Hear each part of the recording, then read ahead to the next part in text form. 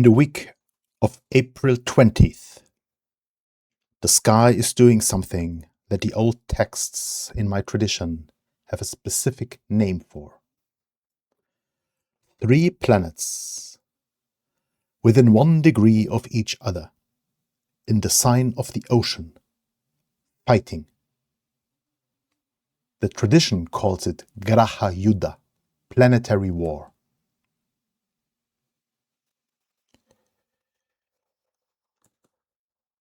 My name is Joaquim Rahul.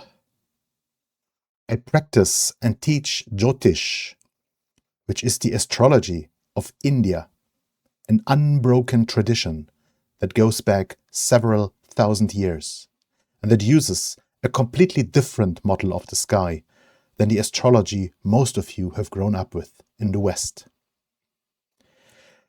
This is the first episode of a new series I am calling Planetary Weather. Each episode takes one moment in the sky, casts the chart of that moment, and reads the way the tradition reads it. Not prediction, diagnosis. I want to be very clear about this distinction at the start because it shapes everything that follows. I'm not going to tell you what is going to happen in that week. I'm going to tell you what the sky is shaped like in that week and what the tradition says about acting and not acting under a sky shaped that way. The difference is between a weather report and a fortune teller. A weather report tells you it's going to rain. It does not tell you whether you should cancel your wedding or not.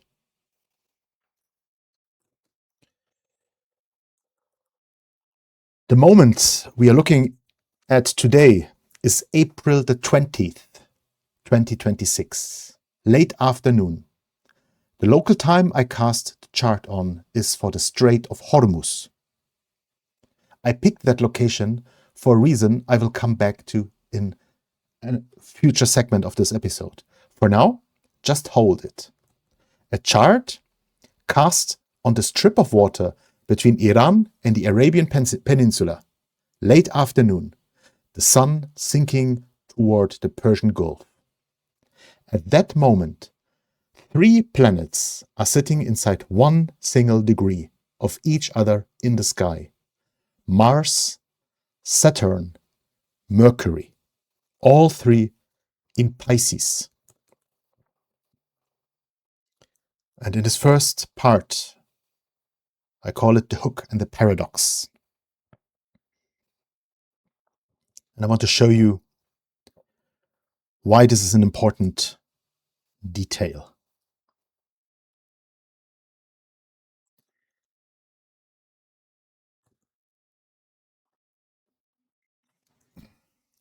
If you have any background at all in Western astrology, you already know that the zodiac is divided into 12 signs, and that each sign has an element and a quality. Aries is fire, Taurus is earth, Gemini is air, and so on. Pisces is the deepest of the 3 water signs. The tradition reads it as oceans, oil, hidden things, fog, dreams, dissolution, refugees, fish, prisons, hospitals, monasteries, anything that flows, and anything that drowns. It is the sign of the boundary between this world and whatever is underneath it. So already before we look at the planets, we have a picture. 3 planets crowded into the sign of the sea. One of them is Mars, the planet the tradition associates with weapons, fire, soldiers, surgery, anger, action, sudden injuries, accidents. Another is Saturn, the planet of restriction, time, hard limits, old age, discipline, structures, the slow grinding of consequences. And the third is Mercury, the planet of speech, contracts, negotiation, intelligence, commerce, journalism, anything that involves the transmission of information. Fire, restriction, information, all three dropped into the ocean together inside 1 degree. Already, that picture is doing work. Already you can feel something is in it without me explaining anything more. Now we go technical for a minute. What does planetary war, what does Graha Yuddha mean? I will keep it as simple as I can. The tradition says that when two planets come within 1 degree of each other in the sky, they stop sharing the space politely, they begin to fight. That is Graha Yuddha, planetary war. The classical texts are very specific. There is a winner and there is a loser. The winner gets stronger, the loser gets damaged, and the damage is not abstract. The significations of the loser, the things that planet rules in real life, get distorted, weakened, or corrupted for a duration of the war. With 3 planets inside 1 degree of each other, you do not have one war. You have 3 wars happening simultaneously. Mars is fighting Saturn, Saturn is fighting Mercury, Mercury is fighting Mars. Every pair has its own outcome. In this chart, after measuring all 3 by classical methods that we use in the Jyôtish tradition, the result is clean. Mars wins. Saturn comes in second, but something strange is happening with him that I will come back to in segment 3. Mercury is the clear loser of all 3 encounters. Why? Mercury was already in trouble before the war started. In astrology and in Jyôtish, every planet has a sign where it is at its strongest and a sign where it is at its weakest. The strong sign is called exaltation. The weak sign is called debilitation. Mercury is debilitated in Pisces. This is his lowest possible dignity. Imagine a brilliant lawyer who has to argue a case in a language he does not speak, in a courtroom underwater while the lights flicker. That is Mercury in Pisces on a normal day. In this chart, on top of his debilitation,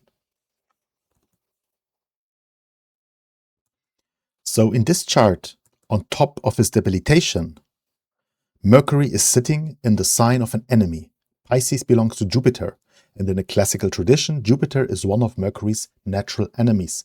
2 planets that do not get along, sharing the same room, with Mercury as the guest in Jupiter's house.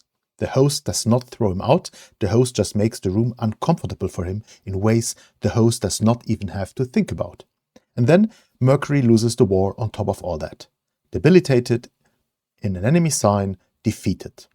3 layers of weakness stacked on the same planet at the same moment in the sign that already does not really suit him, in the company of 2 planets who are doing better than he is. Now the paradox. Now I'm going to tell you a strange thing, the thing that made me realize this chart was worth a whole episode rather than a passing comment in my regular Jyôtish content. There is a deeper layer that we use in Jyôtish to measure how much structural backing each planet has in the house where he sits. It is called Ashtaka Varga. I usually refer to it as the numbers of power. And it is one of the most precise diagnostic tools in the system. Without going into mechanics, what it gives you is a number between 1 and 8 in general that tells you how much support a planet has in a given location. Higher number, more support. Lower number, less support. When I looked at the Ashtaka Varga for these 3 planets in their shared house in Pisces, I expected Mercury to be weak everywhere, destroyed at every level. He is not. Mars, the winner of the war, has 5 points of support in that house. That's solid. Saturn, the second strongest by classical method, has 2 points. That's below average. And Mercury, the planet who gets destroyed in this battle, has 6 points. That's the highest of the 3. So the defeated planet has more structural backing in his sitting house than either of the planets that are beating him. Which means this: the planet of speech, contracts, and information is being destroyed at the dignity level, and at the same time he has the structural backing to be loud about it. The defeated planet is the loudest planet in the room. There's a second paradox, and I want to tell you about the second strange thing because it mirrors the first one in a way I find almost too symmetrical to be coincidence. If the first paradox is that the loser is the loudest, the second paradox is about the winner. There is a concept in Jyôtish called Madakasthana, MKS. It translates roughly into the death-giving house or the killing house. Each planet has a specific house, irrespective of sign, a house in the wheel of the 12 where its energy is structurally compromised, where it goes, in the language of the tradition, to die. Not where the planet itself dies, but where the planet's significations get spent, exhausted, undone from the inside, regardless of how strong the planet looks on the surface. That killing house, MKS, is different for each planet. And in Jyôtish, we worked out which house compromises which planet over centuries of observation. And for Mars, the killing house is the 7th house, the house of partnership and open relationships. Mars is the soldier. He wants to go to conquer, he wants to go fast, he wants to go alone. The house of partnership is where he is most uncomfortable. And Mars in this chart, the winner of the planetary war and the strongest of the 3 by classical measure, the planet who takes the room and the prosecutor's chair and the field, is sitting in the 7th house of the chart that we cast on the Strait of Hormuz. He is winning the war from inside in his own house of death. So take a moment with the symmetry of what these two findings are saying together. The defeated planet has more structural backing than the planets beating him. He cannot help but broadcast his own destruction loudly. And the victorious planet, Mars, is winning from the one house in the wheel where his own significations go to die. He cannot help but win the immediate fight, because that is what Mars does. And he cannot help but pay for the win from the inside, because that is what the 7th house does to him specifically. This chart has 2 paradoxes stacked on each other: the louder loser and the dying victor. Both are encoded in the Rashi chart, the surface chart. Before we even look at the deeper layers, I'm going to take you into the segments 3 and 4. The visible layer, the visible exchange, will be decisive. The visible exchange will damage the visible victor in a way that does not show up in the moment of victory. Both things will happen, and they will happen at the same time, and the chart says both of them at once without contradicting itself. This is the kind of layered reading the Jyôtish tradition is built for. Other systems can tell you who wins. The Jyôtish system can tell you who wins, what the winning costs, and where the cost is structurally encoded in the same chart that records the win. 2 paradoxes side by side, and the chart contains both. What does this mean in plain language? For a week around April 20th, the part of the sky that governs communication, negotiation, intelligence, contracts, signed agreements, journalism, and public statements is going to be amplified and corrupted at the same time. The world will hear from Mercury. What the world hears will be wrong. Misreports, broken deals, leaked intelligence, false signals, statements that mean the opposite of what they say, negotiations that collapse the moment they are signed, stories that turn out to be about something other than what they appeared to be about. The chart is engineered for misinformation, and here is the part I want you to feel the weight of. This is not me speculating about what might happen. This is me describing the structural shape of the sky for that week. What actually happens in the world, in the news, in your own life, is going to be the answer to a question that the chart is already asking. The tradition calls this diagnosis, looking at the configuration and naming what it is shaped like. What the world fills in is up to the world. So where do we go from here? This was the hook. The picture, the war, the loud loser, and the dying victor. If you saw the TikTok version of this, you have already heard the first paradox, the loser and his loudness. The second paradox, the victor in his own killing house, is new for the long form, and it is going to come back in segment 4 with a vengeance. Everything from here is new. Segment 2, which is the longest segment of this episode, is where you find out where this configuration lands in your own chart. I'm going to walk you through how to find your sidereal Vedic astrology rising sign in about 90 seconds. And then I'm going to take you through all 12 possible doors this configuration walks through, one at a time, so you can locate yourself. Segment 3 is the deep theory beat. There's a classical name for the Mars and Saturn pairing specifically, and it is the name of a god I would rather not have in my room. I am going to show you what the tradition says about that pairing, and then I am going to show you something strange about Saturn in this particular chart that changes the entire reading. Segment 4 is about a second chart, a deeper one called the navamsha, that the tradition uses to read the long-term consequences of any moment. The navamsha of this chart confirms and deepens the second paradox of segment 1. Mars winning from his own killing house is not a moment of is not a moment of trouble for him later. It is encoded at every layer of this chart at once. And segment 4 is going to walk you through all of those layers. And the final segment, segment 5, is about where the grace lives. Because this is not a chart of doom. There are 3 places in this configuration where mercy, beauty, and wisdom are present.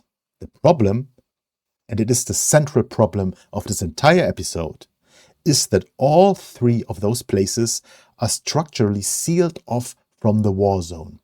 The grace exists, but it cannot reach the place where it is needed.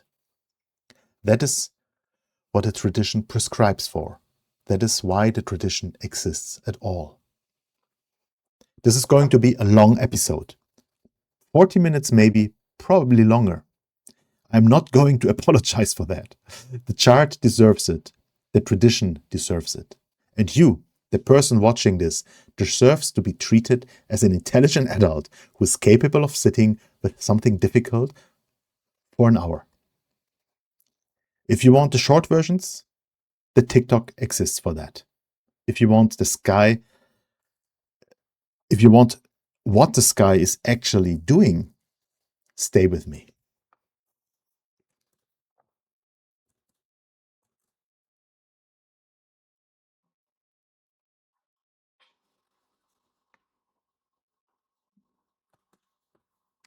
Everything I said in segment 1 was about the sky. This segment is about you. The same configuration in the sky lands 12 different ways, depending on which door it walks through in your own chart. The door is your rising sign, also called your ascendant, also called the lagna in the Jyôtish tradition. It is the sign that was rising on the eastern horizon at the moment you were born. And it is the foundation of every personalized reading that we do. If you do not know your rising sign, the next 90 seconds are for you. If you already know it in the sidereal Jyôtish system, you can skip ahead to whichever section corresponds to your sign. The chapter markers in the description will help. So how do you find your sidereal rising sign ascendant? 3 things you need. First, your birth date. Easy. Second, your birthplace. Easy. Third, your birth time. This is the hard one. You need it accurate to within 5 or 10 minutes if possible, ideally to the minute. If you do not know it, ask your mother. Check your birth certificate. In some countries, hospitals keep records you can request. Without the birth time, the rising sign cannot be calculated because the rising sign changes every 2 hours and a guess is worse than no answer at all. If you have all 3, then go to this website, prokerala.com/astrology/birth chart. I will put the link into the description. It's free. It uses the sidereal True Lahiri system, which is the system I work in. You type your details and the page returns your ascendant in plain language at the top of the result. It will say something like ascendant Cancer or ascendant Sagittarius. That is the door this configuration is going to walk through for you. One critical warning: if you have ever calculated your rising sign using a Western astrology tool like CoStar, Time Passages, Astro.com on its default settings, or Cafe Astrology, the answer that ProKerala gives you is probably going to be one full sign earlier than what you remember. That is not an error. That is the difference between the 2 major astrological systems on the planet. The Western system uses the tropical zodiac, which is anchored to the seasons. The Jyôtish system uses the sidereal zodiac, which is anchored to the actual stars. Over the past 2000 years, the 2 have drifted about 24 degrees apart, which is just under one full sign. Both systems are internally coherent. Both produce valid readings. They are not the same system, and they will give you different answers for the same birth data. For the purpose of working with me, and for the purpose of this episode, you must trust the sidereal answer. That is the system my entire readings are built on.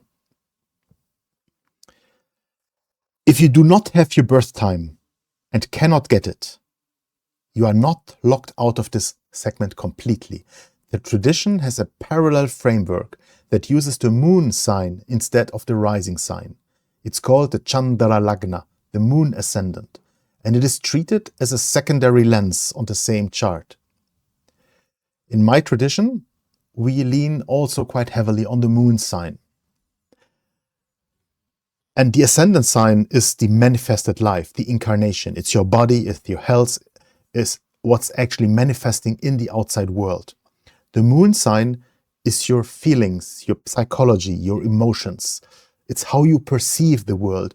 It's at least as important as what actually happens. The moon moves about 13 degrees per day, which means that for most birth dates, your sidereal moon sign is the same regardless of birth time, with only a small window of uncertainty around the boundary days.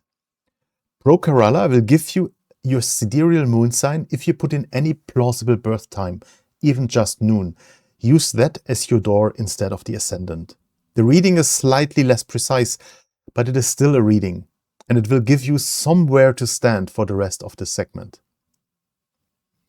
From here on, when I say if you have Pisces ascendant, I mean either Pisces ascendant or Pisces moon. Substitute whichever you have, but prefer the ascendant if you can get it. That's the real one, or the most concrete one. So, here is what we're about to do. Pisces is the same sign in the sky, no matter who you are. But which house Pisces represents in your personal chart depends on where your ascendant sign is. If you are an Aries rising, Pisces will sit in your 12th house. Let's just take that for the example. This is the same chart that I took, right, for the date for the 20th of April. But you can see the ascendant moved down to the 6th house because I made the ascendant the 1st house. So this is the view from the ascendant, Aries. The number 1 is the first sign in the zodiac, it's Aries.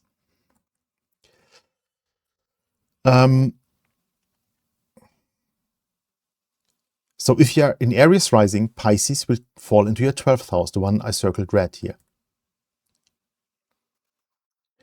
If you are Taurus rising, Pisces is your 11th house, and so on, walking backwards around the zodiac. Each house in the Jyôtish tradition rules a different domain of life, actually multiple ones.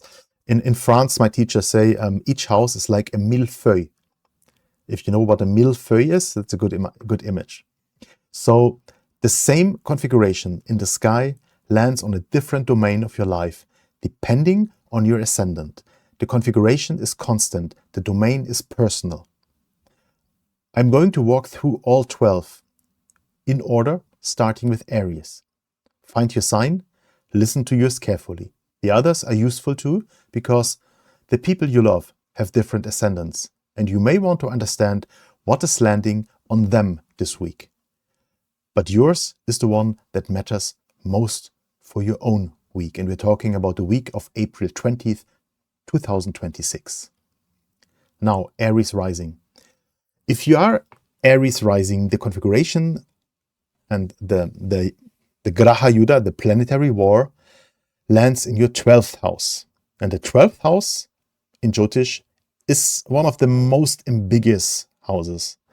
It rules very different things: loss, dissolution, foreign lands, hospitals, prisons, monasteries, hidden expenses, sleep, dreams, the bed, sexual pleasure and everything that happens in a bedroom, isolation, retreat, and the final letting go before death.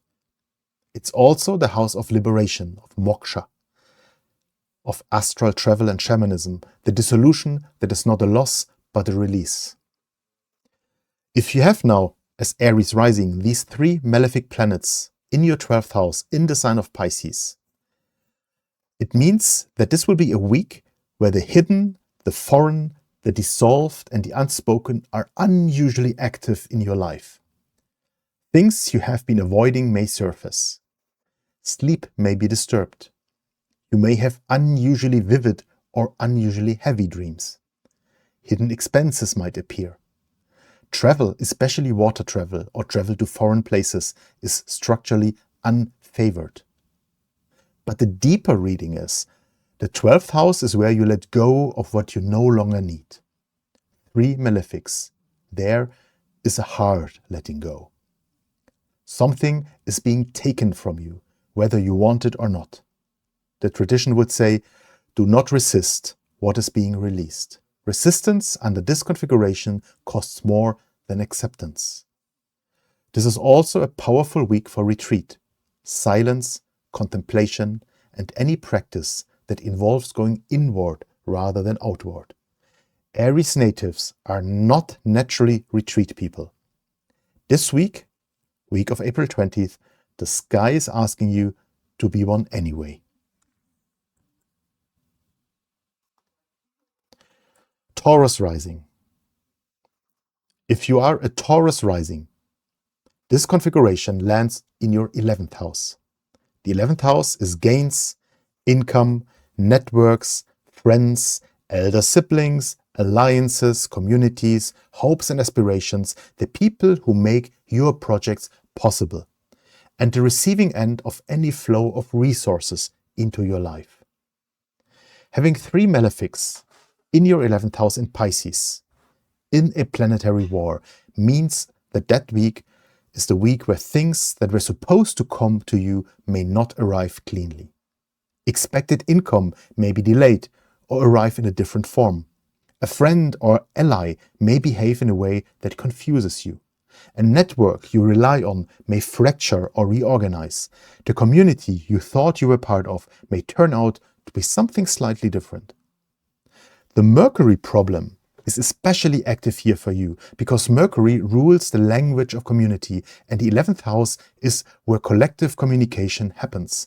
Misreadings of group dynamics, misunderstandings inside friendships, and signal corruption inside networks you rely on are all on the table.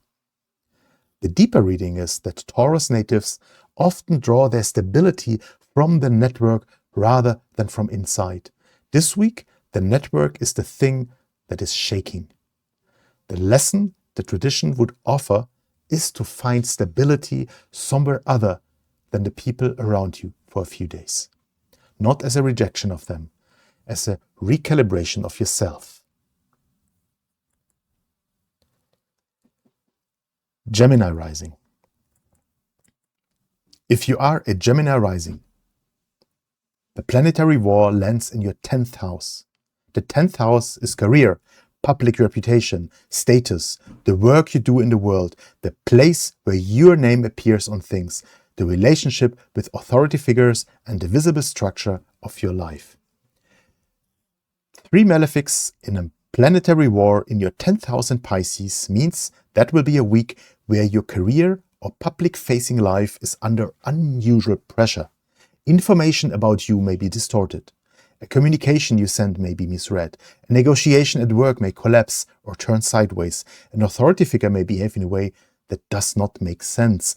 Mercury rules your ascendant if you are Gemini, which means the Mercury affliction is hitting you at a personal level on top of the 10th house pressure. Your own clarity, your own ability to communicate cleanly, your own thinking under stress are all compromised this week.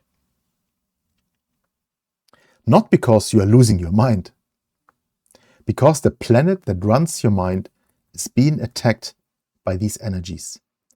And in Jyôtish, we would say, this is not a week to make career-defining decisions, send cold emails to important people, sign contracts at work, or initiate visible public projects. Anything you launched that week is being launched into a fog. Wait until the fog clears, which is thus relatively quickly after April 22nd, and then move.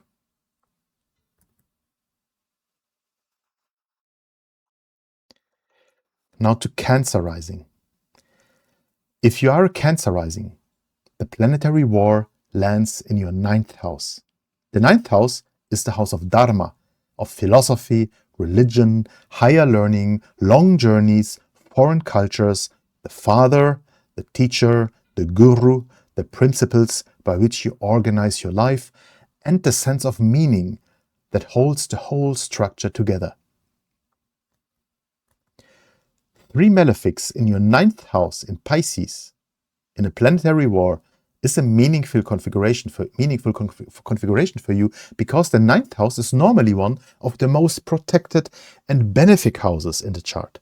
Having it crowded with malefics in the sign of dissolution in a planetary war is unusual and worth taking seriously. That week may bring a confrontation with something in your belief system. A teacher or father figure may behave disappointingly. A philosophical or religious certainty you have been resting on may crack. A long journey, especially over water, is unfavored. International communication may go badly.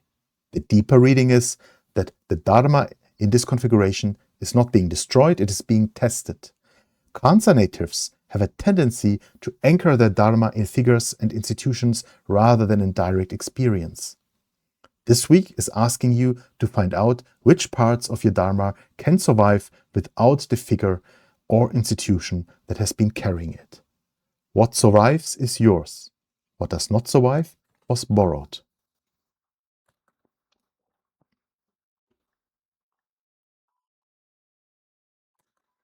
Leo rising. If you are a Leo rising, the planetary war of 3 malefics lands in your 8th house.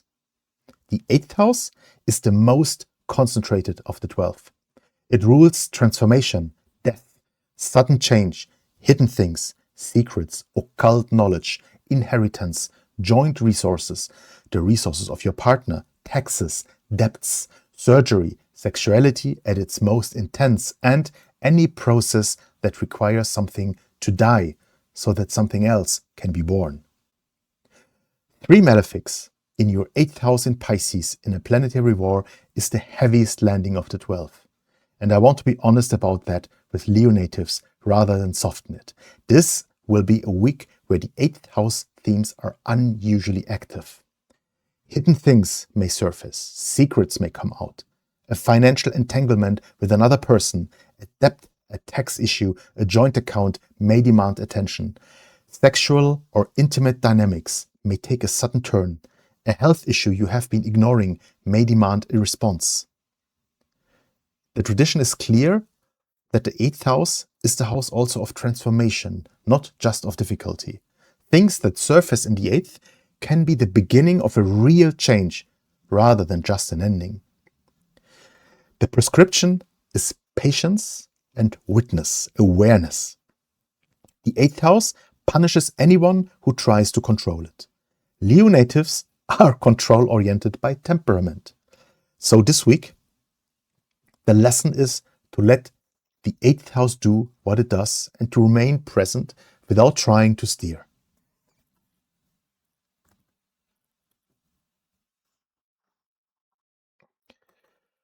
Virgo rising. If you are a Virgo rising, you're actually the same ascendant than the moment that I took the snapshot. This configuration lands then in your 7th house, the planetary war. The 7th house is the house of partnership, marriage, business partnerships, contracts, open enemies, the public, the people you face across the table, the other in any relationship that has been formalized. 3 malefics in a planetary war in your 7th house in Pisces means the partnership zone of your life is the one taking the direct hit that week. The spouse or romantic partner may behave in ways that do not make sense. A business partner may flake or escalate. A contract you are negotiating may collapse, twist, or arrive with terms you did not expect. Open conflict with someone you have been managing politely is possible. The Mercury problem is especially sharp here because the 7th house is the house of formal communication between two people, and Mercury rules speech itself. This is the configuration most likely to produce a serious misunderstanding inside a partnership. The same words will mean two different things to two people, and both of you will think you are being clear. Virgo natives also have Mercury as the lord of their ascendant, which means the Mercury affliction touches you personally as well. Your own clarity is compromised. Your own ability to read the other person is compromised. Both sides of the partnership are operating under fog this week. The tradition would say, do not initiate, do not escalate or formalize anything in the partnership zone this week. Hold your line. Listen more than you speak. Wait until the fog clears.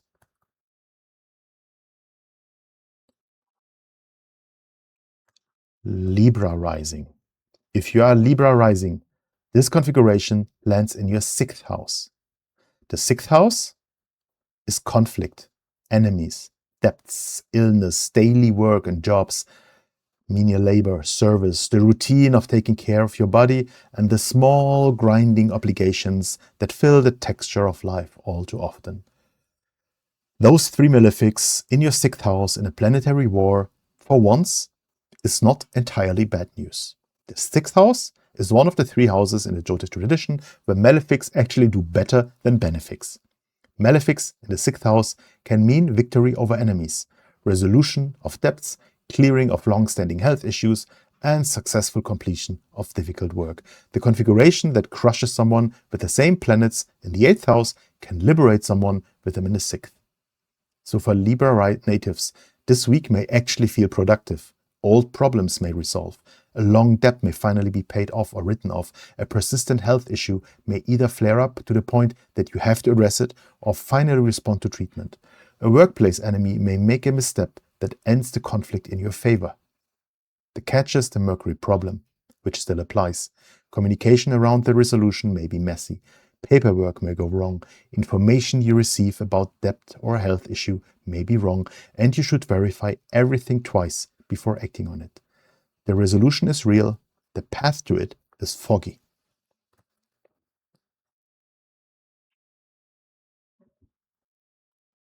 Scorpio rising. If you are a Scorpio rising, this configuration lands in your 5th house.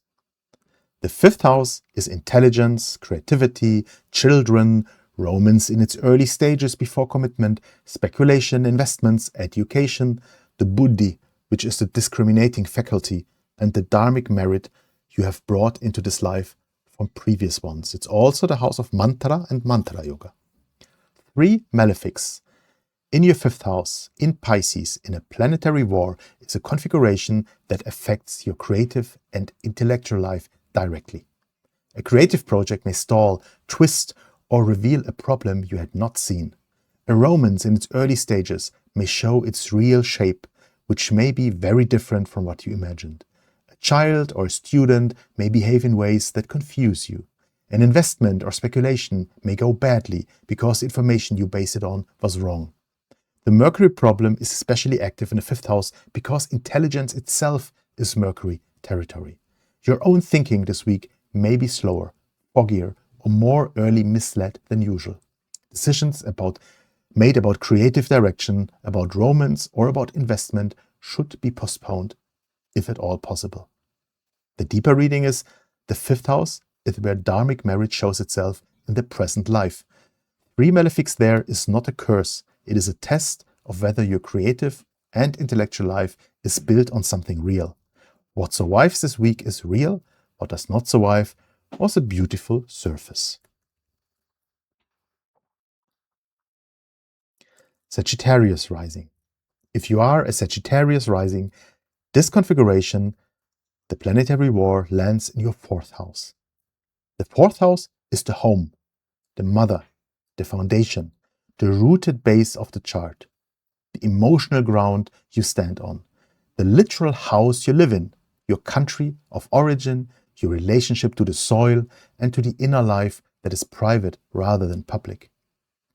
3 malefics in your 4th house in Pisces in a planetary war is a week where the emotional foundation of your life is being asked to hold the weight.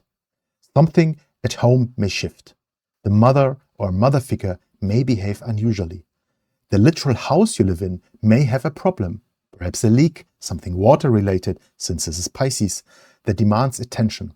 Your sense of inner peace may be harder to access than usual. And the deeper reading is the 4th house is where the chart is rooted. And Sagittarius natives are not always rooted people. The tradition would say this week is asking you to actually be home in a way that the rest of the year may not have demanded. Not to travel, not to seek, not to go outward, to stay, to sit with the foundation, to feel where it is solid and where it is soft. If your living situation has been quietly unstable, this week may be when that instability becomes loud. Capricorn rising. If you are a Capricorn rising, this configuration lands in your 3rd house. The 3rd house is courage, initiative, communication in its informal form, short journeys, younger siblings, neighbors, marketing, the hands and arms, skill development, and the willingness to assert yourself in the world. It's also sports. 3 malefics in your 3rd house in Pisces in a planetary war means courage and initiative are unusually difficult this week. You may feel hesitant where you would normally be decisive. A short journey may go badly.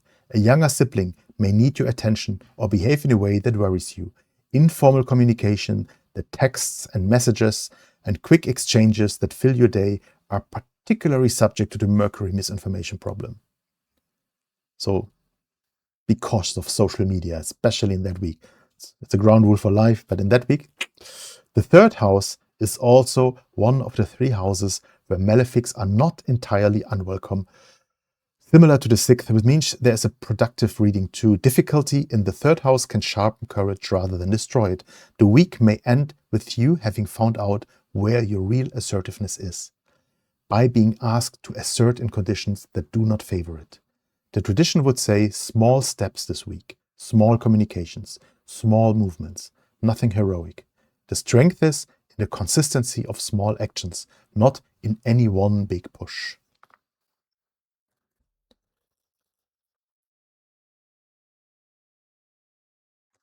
Aquarius rising. Pisces is your second house.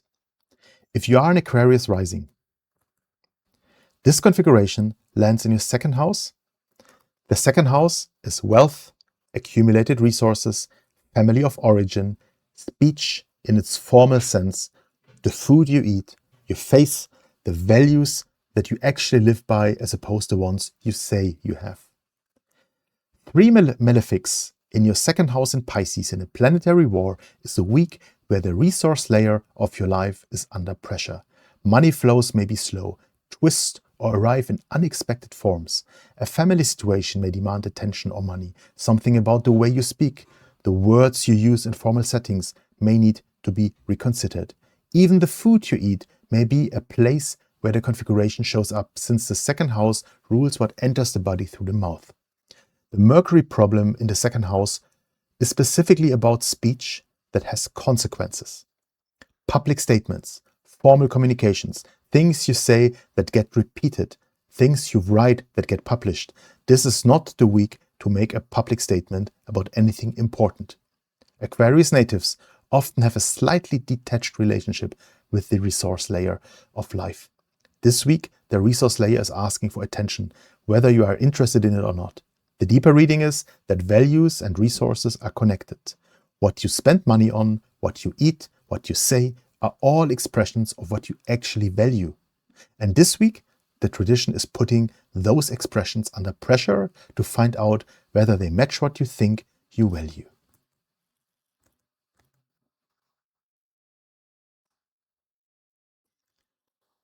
Pisces rising. If you are a Pisces rising, this configuration lands in your first house. And the first house is the body, the self, the personality, the physical health, the way you appear in the world, your brain, the I that is having the experience of being you. 3 malefics in your first house, your own ascendant in a planetary war, is the most directly personal landing of the 12. This week around 20th of April, a bit before, a bit later, the configuration is not affecting one domain of your life. It is affecting the body and the self that all the other domains are organized around. Physical fatigue, low energy, susceptibility to illness, accidents, injuries, and a general sense that the body is not cooperating are all on the table. The Mercury problem in the first house is about your own thinking, your brain, and your own clarity being compromised in a way that other ascendants experience indirectly through one specific domain. For Pisces natives, this week, you are the domain. And the tradition is very specific about what to do when the first house is afflicted by multiple malefics. Protect the body. Eat warm and simple food. Sleep more than usual. Do not push yourself physically. Do not initiate anything that requires sustained personal energy. Wait. The deeper reading is also the most generous. Pisces natives have a natural relationship with dissolution, with the watery quality of their ruling sign. The tradition would say that what is being asked of you this week is to let the configuration move through the body without resisting it. Resistance under a stack of malefics in the first house is what can produce harm, injury, etc. Yielding does not make you weak. It is what your sign is built for. So what do we do with all of this? That was 12 possible doors. Yours is one of them. The others belong to the people you know, the people you love, the people you work with. 3 things I want to take from this segment, no matter which ascendant you have. First one. This configuration is not happening to you. It is happening in the sky. And your chart determines where it lands. The planets are just symbolic expressions of your own karma. They are like postmen who bring the post. But they didn't write the invoice, you did, perhaps in a previous life. So the sky does not have it in for you. The sky is doing what the sky is doing. And the astrologer is just reading the energies. So the question is only about how the shape of the sky meets the shape of your own life. Second, the tradition, Jyôtish, the prescription of it is the same regardless of which house the configuration lands on. Wait, listen, verify what you can verify directly. Do not initiate, do not sign, do not speak loudly, do not act on information that has reached you through multiple layers of transmission. The week of April 18th through April 22nd is structurally a week for receptivity rather than action. The discomfort you may feel about not acting is itself part of what the configuration is asking of you. Third, after April 22nd, the configuration loosens. Mars and Saturn separate slowly but surely. Mercury begins to recover. The week after is much better. It's a much better week for any of the actions you postponed during that planetary war. If you have been holding something important, hold it for one more week. The chart is much more willing to receive your action then. In segment 3, I'm going to go back to the chart itself, and I'm going to show you something the dignity table alone could not tell us. There is a reason this conjunction is heavier than a Mars-Saturn pairing usually is. The reason has a name. The name is Yamakantaka, and it is the name of a god.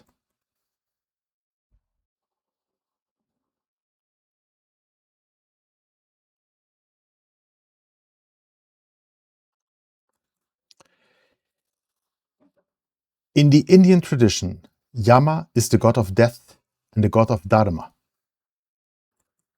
I have a picture here. It's not an authentic traditional picture, but it's a picture of Yama on his bull. Those two functions, death and Dharma, are not separated the way they are in the Christian imagination, where death and judgment are slightly different domains. In the Indian tradition, they are the same office. Yama is the one who comes for you at the end. He's also the one who weighs what your life was and assigns the consequences. He does both jobs because they are the same job. He's not evil. He's not even cruel. He is the principle of consequence itself, made into a figure. He is what happens when an action meets its result. He is the judge who cannot be bribed, because he is not a person making a decision. He is a structure expressing itself.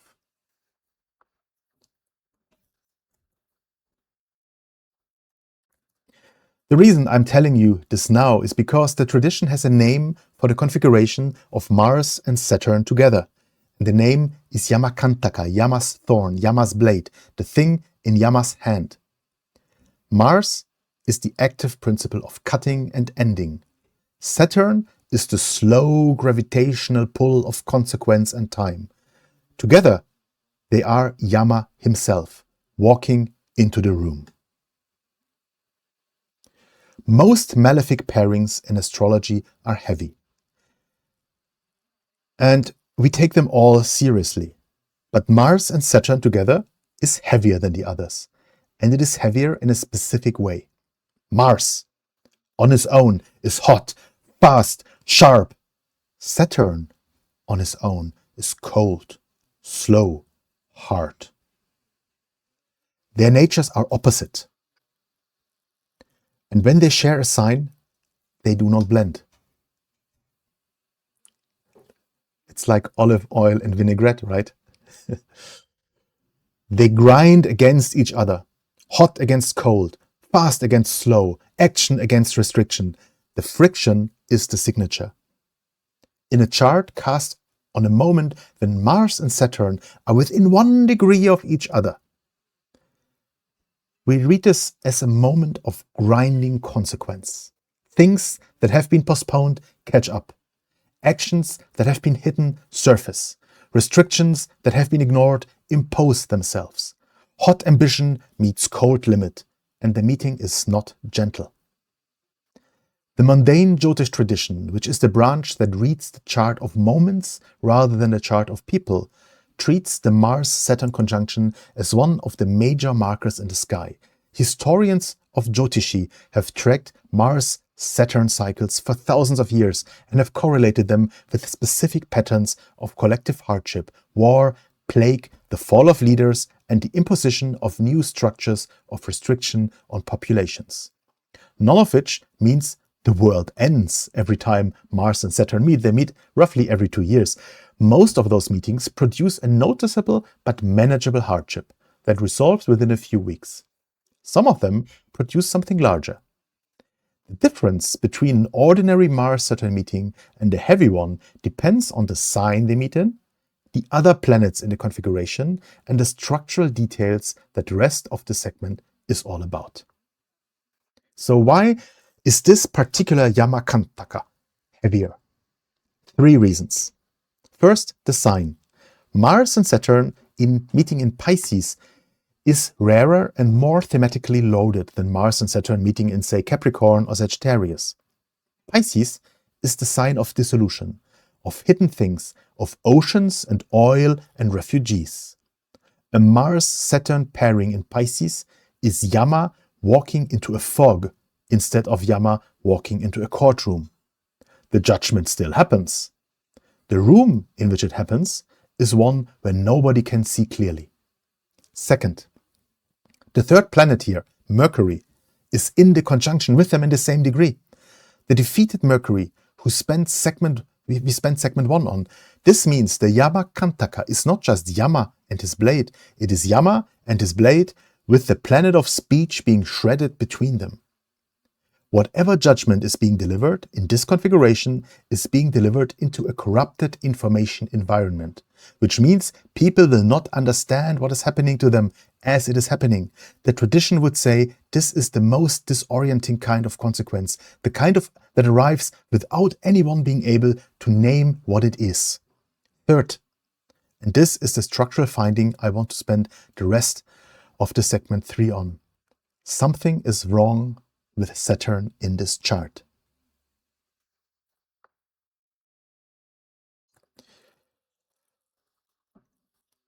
Here is the chart again of the timing. It's Virgo rising, house 7, Pisces, Mercury, Saturn and Mars, all in the 26th nakshatra. On the surface, Saturn in this configuration looks fine. He's in Pisces, which is ruled by Jupiter. And Jupiter is neutral to Saturn, which means Saturn is sitting in a host's house where the host neither helps nor hinders him. He is not debilitated, he is not combust, he is the second strongest of the 3 war planets by the standard classical measure. On paper, he is the steady adult in the room of 2 wounded children. Then you start looking at deeper layers. First layer, the nakshatra. Every sign in the Jyôtish system is divided into smaller units called nakshatras. They are the lunar mansions that connect to the stars beyond the zodiac. We have 27 of them. 28, but we work with 27. The lunar mansions, and each nakshatra has its own ruling planet. The nakshatra Saturn and Mars and Mercury are sitting in for this configuration is Uttarabhadrapada. Uttarabhadrapada is ruled by Saturn himself, which means Saturn is not just sitting in a neutral host's house, he is sitting on his own ground at a deeper level. The nakshatra is his. He owns the floor everyone is standing on. That sounds like strength, doesn't it? And in some configurations it would be. A planet in his own nakshatra has no dispositor above him to soften his expression. He answers only to himself. He shows up as the most unmediated version of himself. Now hold that thought, because it is about to turn. The second layer, the structural support in his sitting house. Remember the Ashtaka Varga numbers from segment 1. Mars had 5 points. Mercury had 6 points. Saturn has only 2 points. Saturn, the planet who owns the nakshatra everyone is fighting in, who should be the structural anchor of the entire configuration, has the lowest structural support of the 3 planets in their shared house. He's technically present, he is the depositor at a deeper level, and he has almost no backing in the house where he is sitting. And then the third layer, something I haven't talked about yet much. His speed. There is a measurement in the Jyôtish tradition called gati, which compares the apparent speed of a planet at any given moment to its average speed. A planet moving at 100% of its average speed is moving at its normal pace. Faster or slower than that tells you something about how the planet is functioning at that moment. Saturn's nature is slowness. Of all the planets in the visible solar system, he is the slowest. Slowness is his dharma. Patience is his dharma. The long arc is his dharma. A Saturn moving at his normal pace is doing what Saturn is supposed to do. In this chart, at that moment, Saturn is moving at 353% of his average speed, 3.5 times normal. Saturn is rushing. There's also a measurement called Chesta Bala, which is a kind of motivational strength derived partly from speed. Saturn's Chesta Bala in his chart is 8.3, which is extremely low. The high apparent speed and the low motivational strength fit together. He is moving fast across the sky and he is failing to express the dignity of his own nature while doing so. So let's put this all together. Saturn owns a nakshatra. He has almost no structural backing in his sitting house. He is moving against his own nature at 3.5 times his normal speed, and his motivational strength is hollow. The presiding judge is sitting on his own ground, in his own courtroom, at his own bench, and he is not actually there. He is a ghost at the head of the table. The trial is happening. The bench is empty. Try to depict it. Mars and Mercury fighting, and Saturn should be sitting on the throne, but he's not there.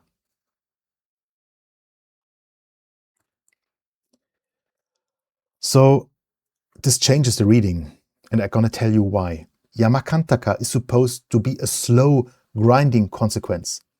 That is its classical signature. Mars cuts, Saturn restricts, and the combination is a slow, methodical execution of consequences that have been long building up. But that reading depends on Saturn, being slow, patient, methodical, present.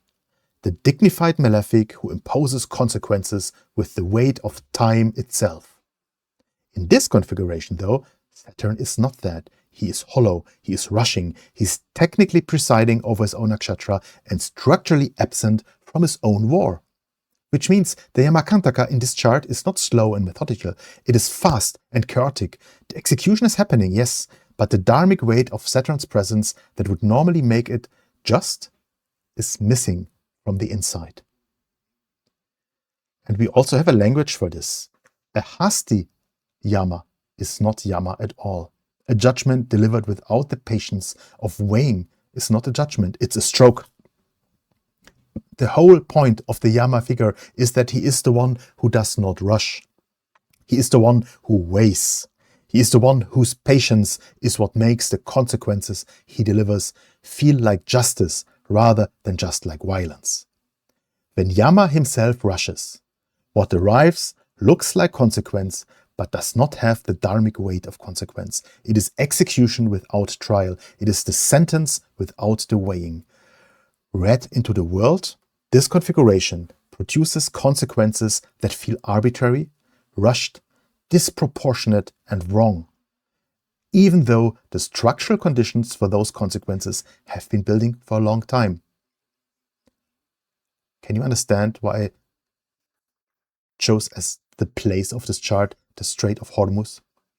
The conditions are real, the way they cash out is not measured. This also explains, I think, why Mars wins the Graha Yuddha so cleanly in this chart. In a normal Mars-Saturn pairing, the two grind against each other and the result is ambiguous because both are functioning as themselves. Hot meets cold and the result is neither hot nor cold, but something that has both qualities. In this chart, Saturn is functionally absent from his own war. He is technically present. Technically the host of the nakshatra. Technically the second strongest by classical measure, but structurally hollow. So when Mars enters the room, with his hot, fast sharpness. Saturn is not there to grind against him. Saturn is a ghost. Mars takes the room. The visible victor of the conjunction is the planet of weapons, fire, and sudden action. The slow, patient malefic who would normally check him is not actually present to check him. This is why the chart reads as fast, violent, confused exchange rather than slow, grinding siege. The element that would slow it down is missing. If I had to put the entire finding into one image, it would be this. I already showed you. There is a courtroom. The walls are made of dark stone. The room is built for slow proceedings. Behind the bench, there's a heavy chair. The chair belongs to Yama, the god of consequence and dharma, who is supposed to preside over what happens in this room. In this chart, the chair is empty.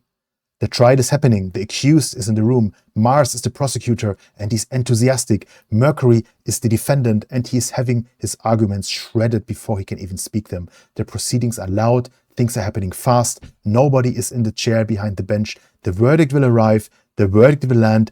The verdict may even be technically correct, but the dharmic weight of being weighed by a patient and present judge is missing. That is what makes this Yamakantaka different from others. The form is intact. The substance has been hollowed out. What arrives in the world during this configuration looks like consequence, but lacks the slow gravity that would make consequence feel like justice.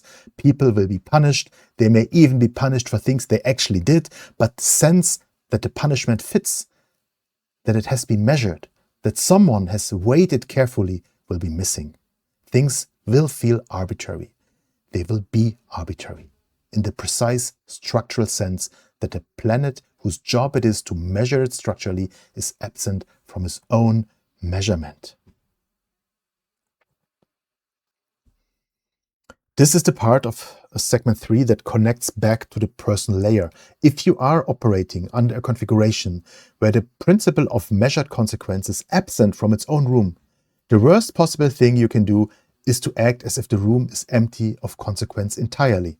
The room is not empty of consequence. It is empty of measurement. Consequences will arrive. They will arrive without the gentleness that measurement would have given them.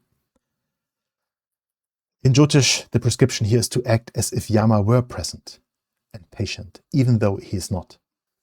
To impose your own slowness on your actions, because the cosmic slowness is missing. To weigh your own decisions carefully, because nothing in the sky is weak, and this week is weighing them for you. This is one of the deepest functions of practice in the Indian tradition. When the cosmic order is not providing the measure, the practitioner provides it. When the judge is hollow, the human becomes the substitute judge over their own actions. Slow down. Weigh things twice. Do not do anything quickly that you cannot also do slowly. The hollow Yama is the reason for the prescription, not the prescription itself.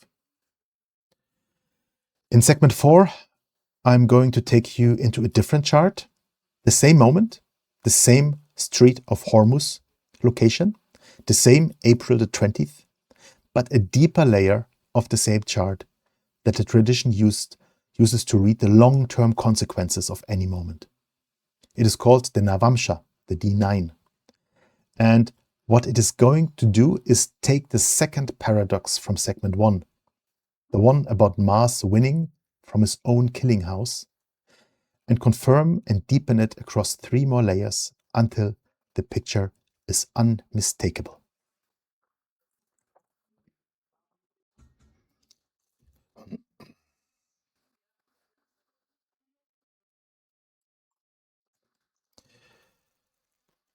Imagine you are looking at a landscape through a camera. Your camera has several lenses. There's a wide-angle lens that shows you the whole valley at once. The mountains, the river, the forest, the village in the distance. That is the first picture. The chart we have been looking at for the last 3 segments is that lens. But your camera has other lenses too. There's a lens that shows you only the river, in detail, with the way the water moves around individual stones. There's a lens that shows you only the village, with the streets and the houses. There's a lens that shows you only the canopy of the forest. Each lens removes most of the landscape and shows you one part of it in concentrated detail. The Jyôtish tradition does the same thing with charts. The first chart, the one we have been looking at, is the wide angle. It is called the Rashi chart, or D1. Then there is a series of further charts called divisional charts, Vargas, each of which takes the same birth or the same moment and shows you one specific layer of it in concentrated detail. There are 16 of these in a classical system. It goes up to 60, in some systems even to 120, each tuned to a different aspect of life. And the most important of the divisional charts, after the Rashi, the D1 itself, is the navamsha, also called the D9. It is the 9th divisional chart, calculated by dividing each sign into 9 parts and remapping. The mechanics do not matter for what we are doing here. What matters is what the navamsha shows. So the tradition gives the navamsha several functions. The most famous one is that it is the chart of marriage and partnership. People who consult a Jyotishi like me about relationships hear about the navamsha constantly because it is supposed to show the deeper character of the partner and the dharmic shape of the union. But that is only one of its functions. And for our purpose today, it is not the relevant one. The function we need is the other one. The navamsha is the chart of dharmic fruit. It shows what a configuration ripens into over time, after the initial energy has spent itself. The tradition reads the Rashi chart, the wide angle, as the visible surface of events. What is happening, what is being seen, what is being acted out, and it reads the navamsha, the close-up, as the dharmic essence underneath. What the events actually mean, what they will ripen into, what the karmic seed of the situation actually was. A planet that is strong in the D1, in the Rashi chart, but weak in the navamsha, is showing you something that looks impressive on the surface, like a beautiful car, but does not hold up over time. The tank is empty. A planet that is weak in the Rashi, but strong in the navamsha, is the opposite. An apparent weakness that contains a deeper strength. And this is the lens we need for the configuration we have been analyzing, because the question is, and the question I want to put to the chart now is, where does the cost of Mars compromised victory cash out at the dharmic layer?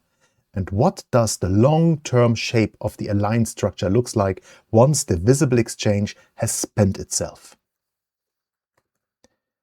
So let's cut into the D9. This is the D9 chart of that moment, April 20th, 6 p.m. in the evening, Strait of Hormuz. The navamsha of our moment. And here is the first thing that should jump out at you. If you remember the configuration from the Rashi chart, I've actually pulled it up here. So to the right, you can see the D1, the Rashi chart, and to the left, the D9, the navamsha.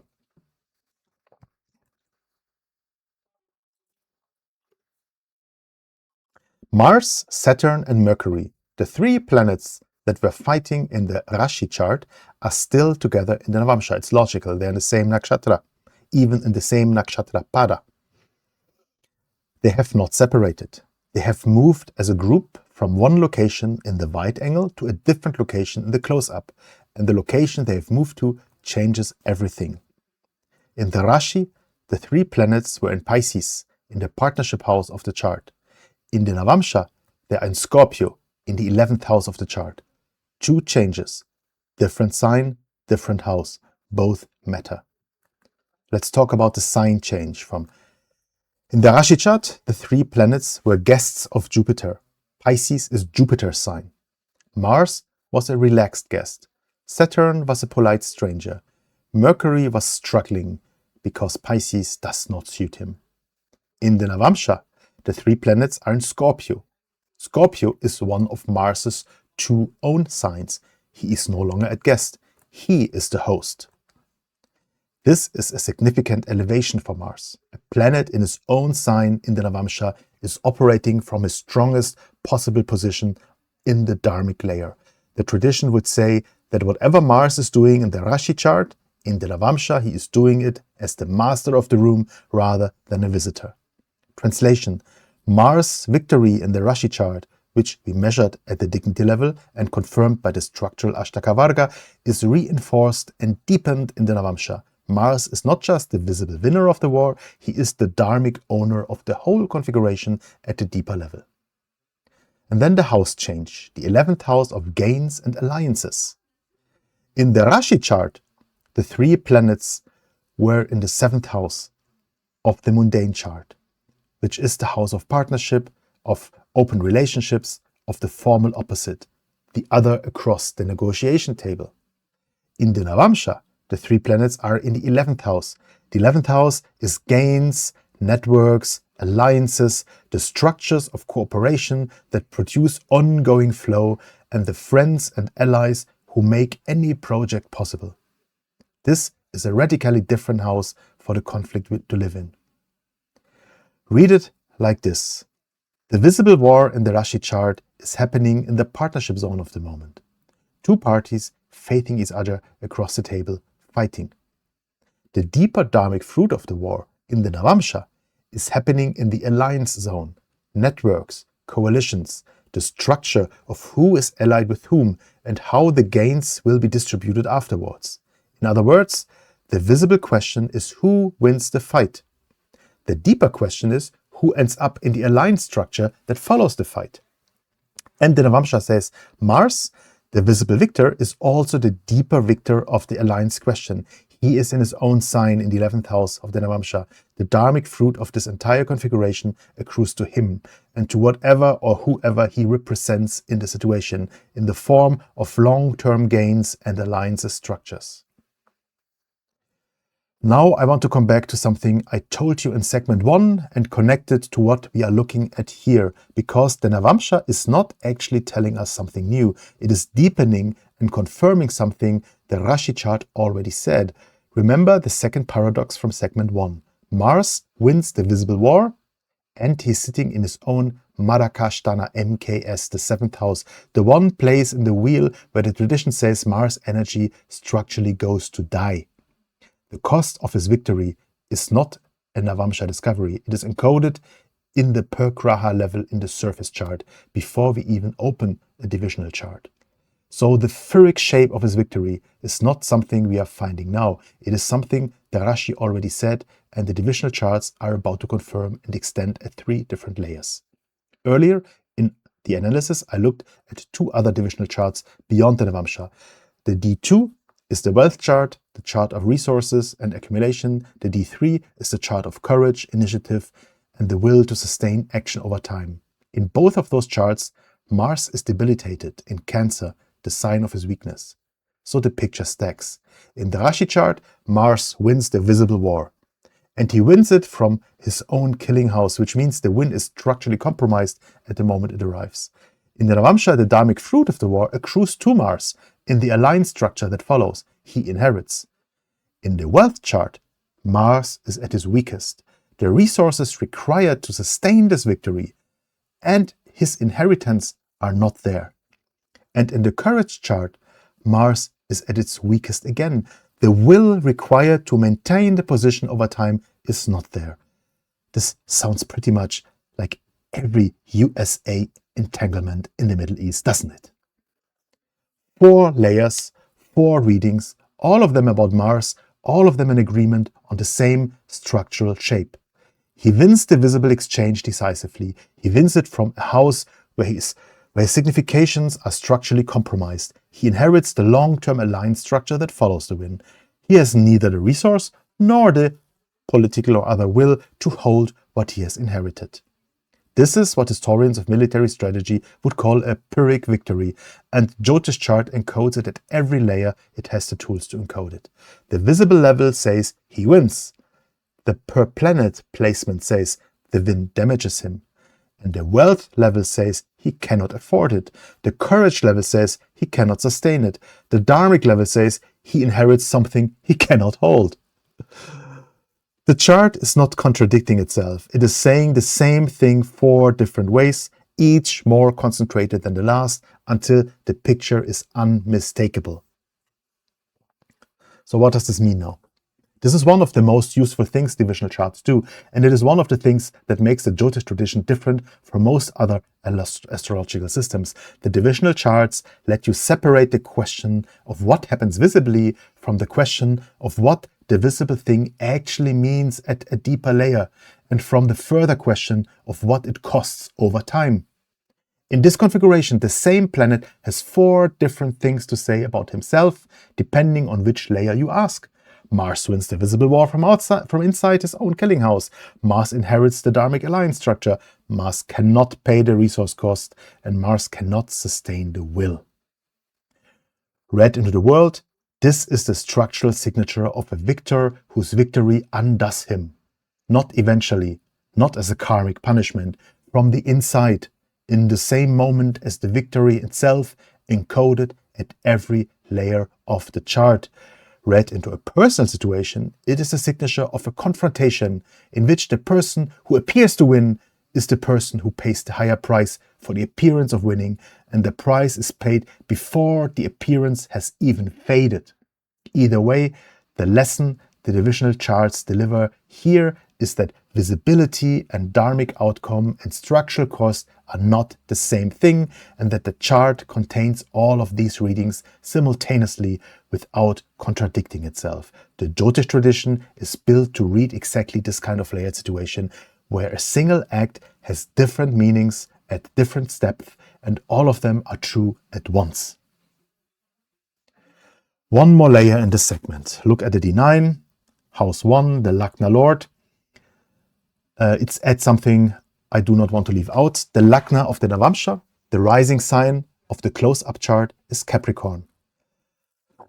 And on the Capricorn Lagna, there are 2 planets sitting, Venus and Rahu. Rahu is the north node of the moon, one of the 2 shadow planets in the Jyôtish system. And his nature is amplification, hunger, ambition, foreign influence, and seduction. He magnifies whatever he touches, and he distorts it at the same time.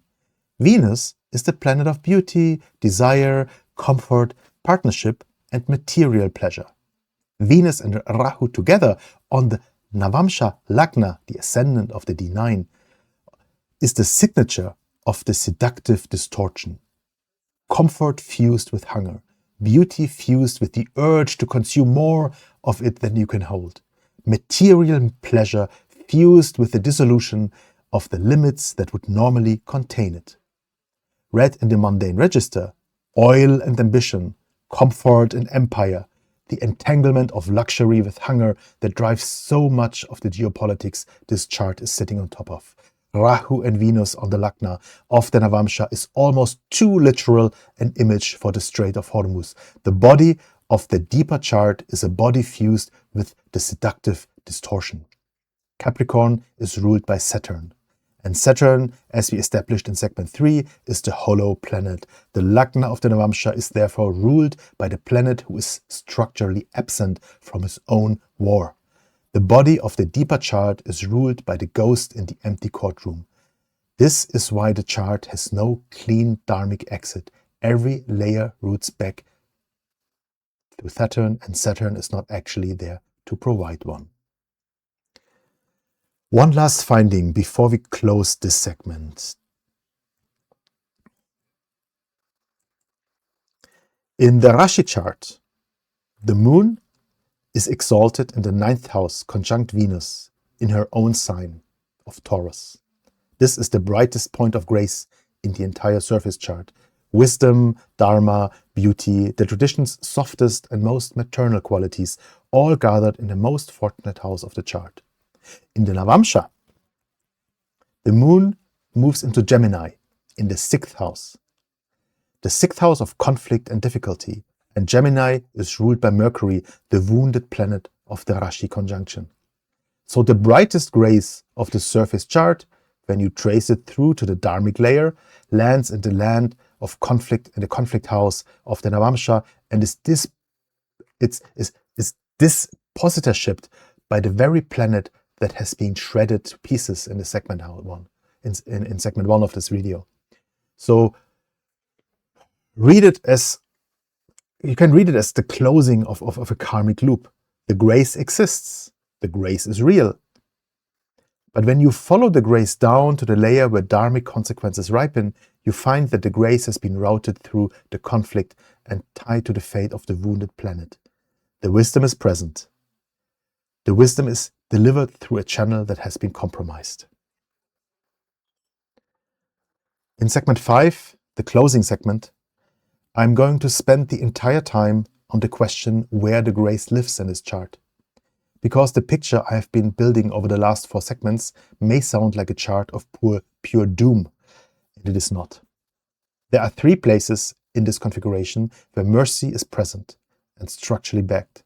The problem, and it is the problem Jyôtish exists to address, is that all 3 of those places are sealed off more or less from the war zone.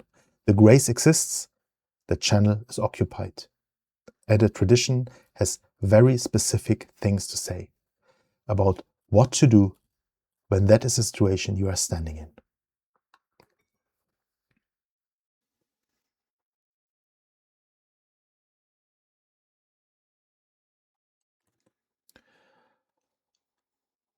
Last segment, the Dharma Trikona and what the tradition prescribes.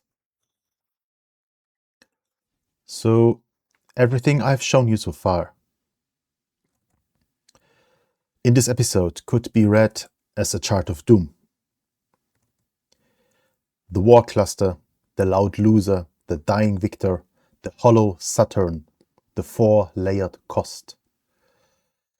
If that were the whole picture, this episode would not be worth making, because the tradition does not exist to deliver just bad news. And the chart does not stop where the last segment stopped. The chart has a geometry underneath the war that I've been saving for the end. Because it is the finding that makes sense of why the tradition takes configurations like this one seriously instead of just running from them. In the Jyôtish system, there is a set of designations called the Karakas or Jaimini Karakas, assigned by ranking to the 7 planets, the Grahas, by the degree they occupy in their signs. The planet with the highest degree is the Atma Karaka, the soul indicator. And just below, the second highest degree, sits the Amatya Karaka, the minister who executes the soul's agenda. In the mundane chart, cast on a moment, these tell you what the moment itself is about at its deepest layer. And the Atma Karaka of this chart, the soul of April 20th, 2026, over the Strait of Hormuz, is Jupiter, sitting in house 10, the house of action in the world, of karma. And he's quite strong, 174% Shatbala strength. The Dharma Karaka as the soul of the moment, placed in a Kendra house, a house of action, at dharmic action in the world. And the Amatya Karaka, the minister, is the moon, exalted in house 9, the Dharma house, in Rohini, her own nakshatra, conjunct Venus in her own sign of Taurus. That means that the soul of this moment is Dharma in the Karma house. The minister executing that soul is exalted wisdom in the Dharma house. Hold both of those for a moment before I give you the third piece, because the third piece is what turns the 2 findings into geometry. I'm going to show you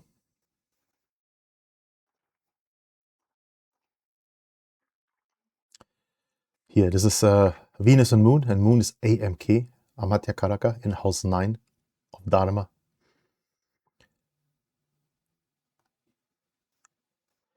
You have Jupiter in house 10, Atmakaraka. There is something called the Dharma Trikona. The Jyôtish tradition organizes the 12 houses into groupings. One of the most important groupings is called the Trikona, the Dharmic trine. The first house, the 5th house, and the 9th house. 3 houses forming a triangle in the wheel. Here is house 5. 5 and 9, and the first house is the ascendant. So these houses forming a triangle in the wheel, each representing one phase of the same principle. House 1 is where the self discovers its dharma, the body, the lagna, the ascendant, the I that carries the dharmic task into this life. House 5 is the dharma of intelligent discernment, the buddhi, the inner counsel, the dharmic merit carried forward from past lives as the capacity to recognize what is true in the present. And house 9 is dharma made explicit, the teacher, the principle, the philosophical and religious foundations by which life is organized. Together, these 3 houses are called the Dharma Trikona. In the tradition's reading, they are not 3 separate houses. They are one dharma seen from 3 angles. Now look at what this chart is doing across the trine. House 9, here circled, holds the Amatyakaraka moon, exalted in Rohini Nakshatra, conjunct Venus, the minister of Dharma in the house of Dharma, fully equipped. House 5 is Capricorn, and the Sarva Ashtakavarga, the number of power here, is 43, the highest structural support in the entire chart by a wide margin. The house of inner discernment, standing structurally untouched by the war cluster. Its lord Saturn occupied, but the room itself intact and ready. And house 1 is the Virgo ascendant, the Lagna. Here's an Ashtakavarga of only 27. Fragile, yes, and 3 malefic aspects stacked on it, coming from house 7. But also reached by the Bhavadrishti, the house aspect from Jupiter in the 10th house. The Atmakaraka of the moment, the soul of the moment, watching the body of the chart from a house of action. That's the only benefic gaze reaching the ascendant. So you have 3 houses, the Dharma Trikona. House 9 holding the minister, house 5 structurally the strongest house in the chart, house 1 reached by the direct gaze of the soul planet, the Atmakaraka, from the Karma house. None of these 3 houses are connected to each other by an aspect. In the surface reading, there are 3 separate findings scattered around the chart, but in a Trikona reading, they are one finding seen from 3 sides. The entire dharmic trine of the moment is holding, and it is holding in coordinated formation, with the soul of the moment operating from a Kendra and the minister operating from inside the Trikona itself. In the Jyôtish tradition, we would not call this an accident. We would call this divine arrangement. A chart in which the 3 Dharma houses form a coherent karmic unit despite not being connected by planetary aspect at a moment whose surface reading is catastrophic, is the tradition's way of saying that the moment is being held, not by the visible actors of the war, by something older than the war, that the war happens to be unfolding inside. So what does this mean? This is the final finding that makes sense of why the tradition takes these moments seriously instead of running from them. The war is real. The Mars-Saturn conjunction, Yamakantaka, is real. The Mars cost encoded at 4 layers is real, and none of that is the soul of the chart. The soul of the chart is Dharma, held in triangular formulation across the trikona by 3 houses that the war cannot reach even though it surrounds them. The war is loud. The geometry is silent. The geometry is what the moment is actually about. So what does the tradition prescribe? 3 things. First, do not act. Not because the sky is hostile. Because under a dharmic Atmakaraka in a Kendra house, with an exalted moon Amatyakaraka in the Dharma house, the active thing is not doing. The active thing is being receptive to Dharma, while it does its work through the loud surface. The truth here is not loud, it's silent, so it's easy to miss. The tradition is unanimous. When the soul of the moment is Dharma, the practitioner does not substitute their own action for what Dharma is already doing in the background. Second, listen for the grace. And know now that the grace is not peripheral. The moon in house 9 is the Amatya Karaka of this moment. When something reaches you in silence this week, a dream, a phrase from a teacher, a friend who calls without knowing why, that is not random consolation. That is the minister of the moment reaching you through a channel the war cannot see. From the house of Dharma, under the instructions from the Atma Karaka, watching the ascendant from house 10. Third, trust the home layer over the broadcast layer. Mercury's strongest backing is in house 4.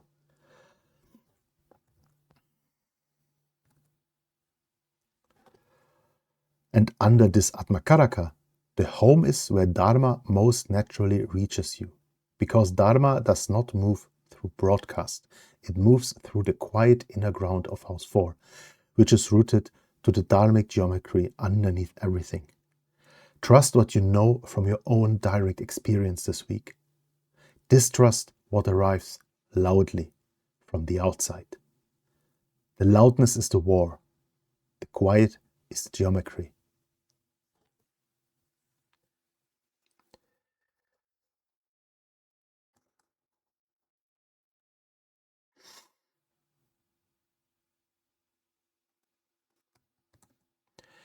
If I had to put the entire chart into one image at the end of this episode, it would be this. There's a stretch of dark water at twilight. 3 small points of light are crowded together in a narrow band of sky, doing what they're doing whether or not anyone on the water below understands what is happening. That is the war.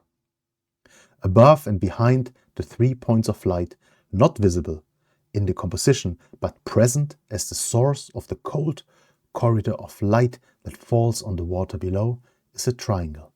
3 corners. 1 corner in the house of the teacher, holding exalted wisdom as the minister of Dharma. 1 corner in the house of inner counsel, structurally intact and ready. 1 corner on the body of the chart, reached by the direct gaze of the soul from the house of action. The corridor of light falling through the clouds onto the dark water is the whole triangle doing its work at once. From 3 coordinated points that the war cannot reach, aimed at the body of the chart through the only benefic channel available, while the visible surface is consumed by Mars and Mercury and the hollow Saturn. The water is restless. The war is real. The corridor is narrow and uncertain. And the corridor is lit from a geometry that the war cannot touch.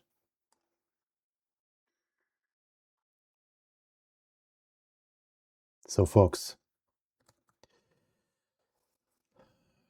that's the chart, that's the reading. And that's why the tradition has been saying for several thousands of years about moments that look catastrophic on the surface and turn out, when you find the Karakas and trace the Trikona, to be held by Dharma in triangular formation underneath. There is a corridor. Walk slowly.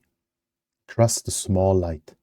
know now that the small light is not small, and that the source of the small light is not one place but three, arranged in the oldest geometry the tradition knows, held at a moment when by every surface measure the geometry should have been impossible. The surface is war. The geometry underneath the war is the Dharma, held in triangular formation, 3 houses at 3 corners of the Dharmic trine. The war is loud, the geometry is silent. And the geometry is what the moment is actually about. And because the geometry is what was always underneath the surface, and the geometry on this chart is Dharma held by its own hands. This was Planetary Weather, episode 1. Thank you for staying with something this long. The chart deserved it, and I hope the chart repaid your attention. Episode 2, I'm already thinking about it. Until then, the sky is doing what the sky is doing, and we are watching together. Namaskar.